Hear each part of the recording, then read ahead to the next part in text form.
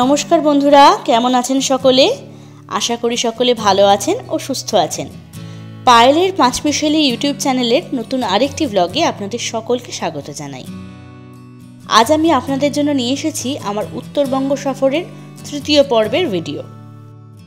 এই পর্বে আমি আপনাদের বলবো আমাদের শিটং সফর সম্পর্কে। রংলিয়ার থেকে প্রায় 2 ঘন্টার পথ পাড়ি দিয়ে পৌঁছতে হয় শিটং।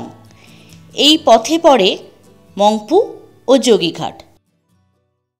রংলি থেকে শিটং যাওয়ার পথে পড়ে কবিগুরু রবীন্দ্রনাথ ঠাকুরের স্মৃতিবিজড়িত মংপু, যেখানে কবিগুরু তার শেষ জীবনের বেশ কিছুটা সময় কাটিয়েছিলেন।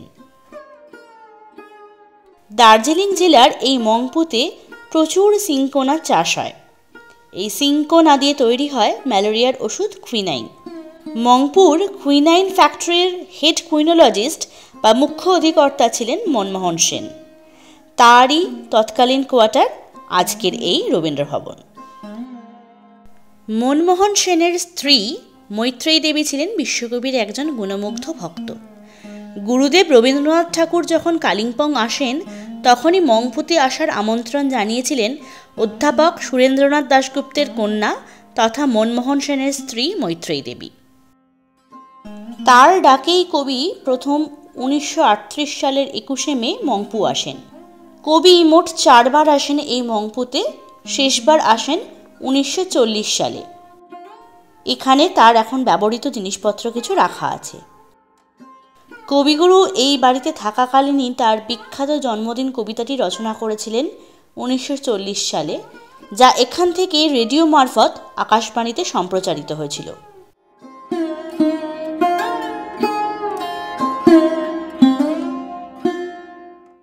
এই ভবনের উল্টো দিকেই কুইনাইন ফ্যাক্টরির মেন গেটটি অবস্থিত।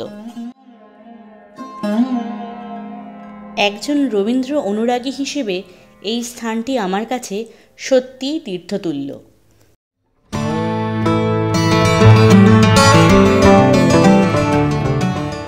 মংপু দেখে আমরা এসে পৌঁছলাম যোগীঘাট ব্রিজে।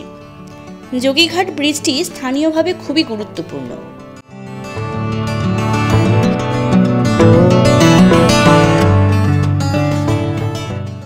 ব্রিজের নিচ দিয়ে বয়ে চলেছে খরস্রোতা রিয়াং নদী।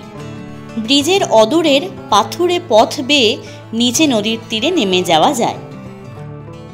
লাবদা ডিভিশনের অন্তর্গত যোগীঘাটের এপারে লাবদা, মংপু আর ওপারে তুরক খাসমহল।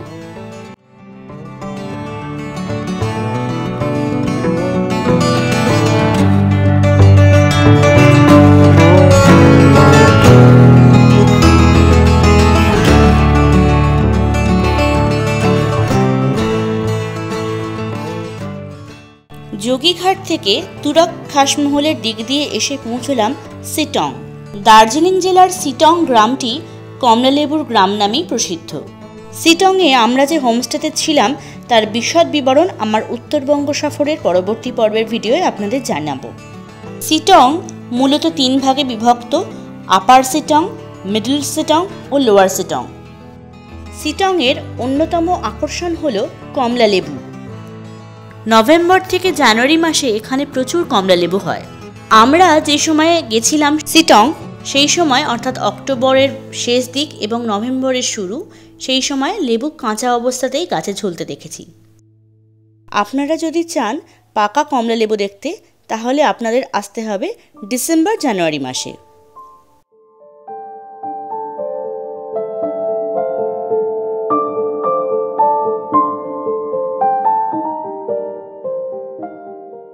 কমলালেবুর পাশাপাশি শিটংয়ের আরেকটি অন্যতম মূল আকর্ষণ হল Ahaldara 360 degree view point.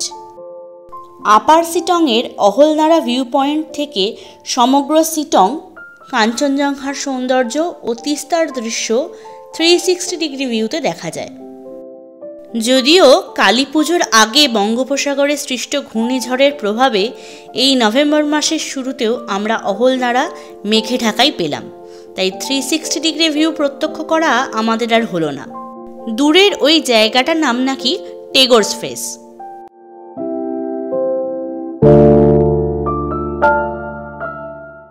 Ahaldara view point দেখে আমরা এসে পৌঁছলাম নামথিন পোখরিতে।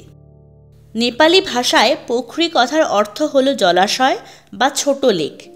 যদিও আমরা এসে দেখলাম পোখরির জল শুকিয়ে গেছে এবং তা মাঠের আকার ধারণ করেছে। এই নামথিন পোখরি জীববৈচিত্র্যের জন্য বিখ্যাত। এখানে বিরল হিমালয়ান স্যালামান্ডার বা ব্ল্যাক স্যালামান্ডার দেখতে পাওয়া যায়। নামথিন পোখরি দর্শনের সেরা সময় হলো বর্ষাকাল ও তার পরবর্তী সময়।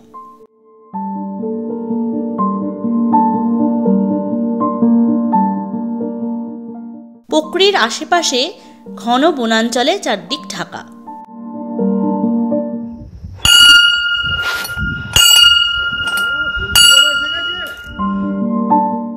পোখরির পাশের বনাঞ্চলের পথ বেয়ে উপরে উঠে দর্শন পেলাম দেবাদিদেব মহাদেবের।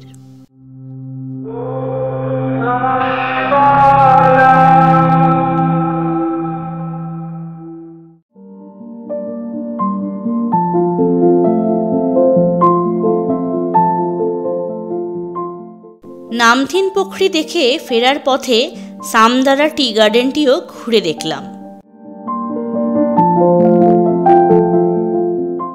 সামদারা টি গার্ডেনটি ঘুরে আমরা এসে পৌঁছলাম লেপচা বুদ্ধিস্ট মনাস্ট্রি দেখতে।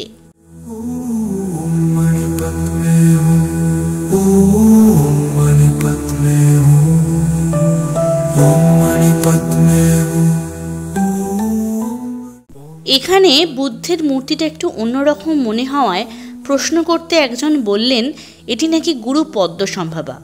তবে এই ব্যাপারে আপনারা যদি কিছু জানেন তবে অবশ্যই কমেন্ট বক্সে আমাকে লিখে জানাবেন।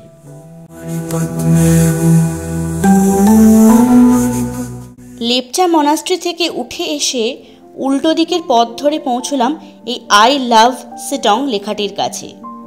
এত সুন্দর পাহাড়ি গ্রামটি দেখার পর মনে মনে আমিও বললাম আই লাভ সিটং।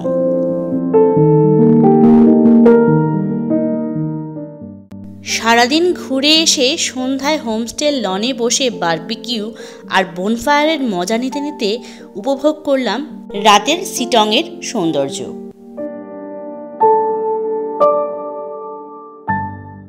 এই স্থানীয় ব্যক্তিটিও আমাদের সাথে যোগ দিয়েছিলেন বারবিকিউতে। পরদিন সকালে উঠে সিটংয়ের হোমস্টের আশপাশটা ঘুরে ব্রেকফাস্ট সেরে বেরিয়ে পড়লাম আমরা দার্জিলিংয়ের জমজমাট কার্শিয়াং শহরের উদ্দেশ্যে। আমার এই সিটং সফর যদি আপনাদের ভালো লেগে থাকে তবে আমার এই ভিডিওটিকে লাইক শেয়ার করবেন এবং আমার চ্যানেলটিকে সাবস্ক্রাইব করে পাশে থাকা বেল আইকনটিকে ক্লিক করে দেবেন পরবর্তী ভিডিওর নোটিফিকেশনের জন্য। ভালো থাকবেন, সুস্থ থাকবেন, ধন্যবাদ।